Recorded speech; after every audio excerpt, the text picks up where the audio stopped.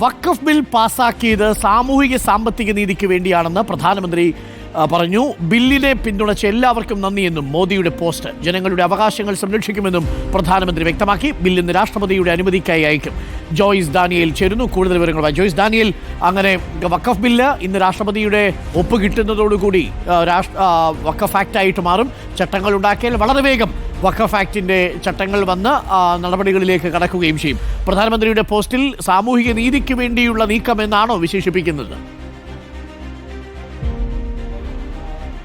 അരുൺകുമാർ, അങ്ങനെ തന്നെയാണ്. വഖഫ് ബിൽ ലോക്സഭയും രാജ്യസഭയും പാസ്സാക്കിയതിൽ തന്നെയാണ് മോദി ഇത്തരത്തിലൊരു പോസ്റ്റുമായി രംഗത്തെത്തിയത്. അതിൽ പറയുന്ന പ്രധാനപ്പെട്ട കാര്യങ്ങൾ സാമൂഹിക സാമ്പത്തിക നീതി, ഒപ്പം തന്നെ സുതാര്യത എന്നിവ ഉറപ്പുവരുത്താൻ ഈ ബില്ല് കൊണ്ട് കഴിഞ്ഞു എന്നാണ് മോദി വ്യക്തമാക്കിയിരിക്കുന്നത്. ഒപ്പം ഒരുപാട് കാലം പിന്നോക്കം നിന്ന ചില ആളുകളുണ്ട്, അവരുടെ ശബ്ദവും അവസരവും ഉയർത്താനുള്ള ഒരു അവസരവും കൂടിയാണ് ഈ ബില്ലിലൂടെ വന്നിരിക്കുന്നതെന്ന് കൂടിയാണ് മോദി വ്യക്തമാക്കിയിരിക്കുന്നത്. പാർലമെന്റിലും JPC-യിലും ഇതുമായി ബന്ധപ്പെട്ട് ചർച്ചകളിൽ പങ്കെടുത്ത, നിർദ്ദേശങ്ങൾ സമർപ്പിച്ച, ഇതുമായി ബന്ധപ്പെട്ട് ചർച്ചയിൽ സഹകരിച്ച് ഇത്തരത്തിൽ നല്ലൊരു നിയമം കൊണ്ടുവരാൻ സഹായിച്ച പാർലമെന്റിലെ എല്ലാ MP-മാർക്കും അദ്ദേഹം നന്ദി പറയുകയും ചെയ്യുന്നുണ്ട്. ഒപ്പം ഈ പാർലമെന്റ് JPC കമ്മിറ്റിക്ക് മുന്നിൽ വിലപ്പെട്ട നിർദ്ദേശങ്ങൾ നൽകിയ ജനങ്ങൾക്കും മോദി നന്ദി പറയുന്നു.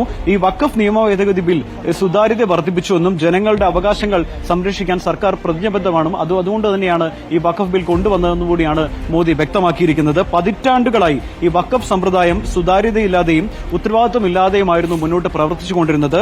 അതിന് മുസ്ലിം സ്ത്രീകൾക്കും ഒപ്പം തന്നെ ദരിദ്രരായ മുസ്ലിങ്ങളുടെയും പല താല്പര്യങ്ങൾക്കും ഇത് വളരെയധികം ദോഷം ചെയ്തു എന്നുകൊണ്ട് മോദി ഈ ഒരു പോസ്റ്റിൽ ചേർക്കുന്നുണ്ട്.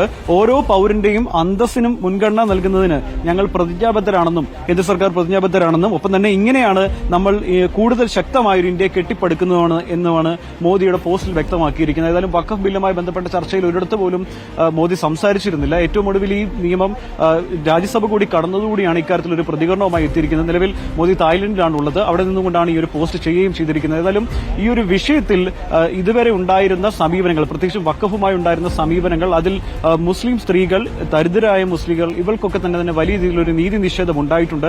അതിനി ഉണ്ടാകില്ല. എല്ലാ പൌരന്മാരെയും തുല്യന്മാരായി കാണണം. അതിനുള്ള നീക്കം, അതിനുള്ള ബാധ്യത കേന്ദ്ര സർക്കാരിനുണ്ട് എന്ന് കൂടിയാണ് മോദി ഒരു പോസ്റ്റിൽ വ്യക്തമാക്കിയിരിക്കുന്നത്. അപ്പോൾ വഖഫ് ബില്ല് ഇനി വഖഫ് ആക്ട് ആകാൻ ഇനി മണിക്കൂറുകൾ മാത്രമേ ഉള്ളൂ. രാഷ്ട്രപതിയുടെ ഒപ്പിന് വേണ്ടിയിട്ട് ഇന്ന് തന്നെ അയക്കുമെന്നാണ് നമുക്കറിയാൻ കഴിയുന്നത്. രാഷ്ട്രപതി ഒപ്പിടുന്നതോടുകൂടി വഖഫ് ബില്ല് വഖഫ് ആക്ട് ആയിട്ട് മാറും. പിന്നീട് കോടതി വ്യവഹാരങ്ങളിലേക്ക് പോകാനാണ് ലീഗും ഒക്കെ തീരുമാനിച്ചിരിക്കുന്നത്. കോൺഗ്രസ് പോകുമോ എന്നത് ഉറപ്പില്ല. ലീഗും സമസ്തയും അതേപോലെ DMK-യും എല്ലാം കേസിന് പോകുമെന്ന് നേരത്തെ തന്നെ അറിയിച്ചിട്ടുണ്ട്.